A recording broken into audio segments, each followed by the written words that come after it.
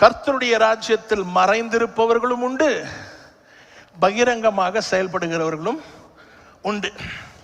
So ஒவ்வொரு காலகட்டத்திலும் ஆண்டவர் என்ன பண்றாரு, அவருடைய ராஜ்யத்தை அடுத்த கட்டத்துக்கு கொண்டு செல்வதற்கு தங்களுடைய ஊழியக்காரரை பயன்படுத்துகிறார். 3 காரியம் முக்கியம். முதலாவது the message, the செய்தி, சுவிசேஷம், ஆண்டவருடைய வார்த்தை. இரண்டாவது the messenger, செய்தியை கொண்டு வருகின்ற நபர். மூன்றாவது the method, எந்த விதத்தில் அதை செய்கிறோம். 3 காரியம். முதலாவது என்னது? the message, இரண்டாவது the messenger, மூன்றாவது the method, செய்தியை கொண்டு வருகிற நபர், மூன்றாவது செய்தியை கொண்டு வருகின்ற விதம்.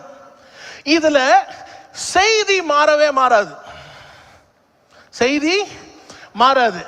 ஆனால் மெசஞ்சர் மாறுவார்கள், மெத்தட் மாறும், ஆனா செய்தி மாறிடக்கூடாது.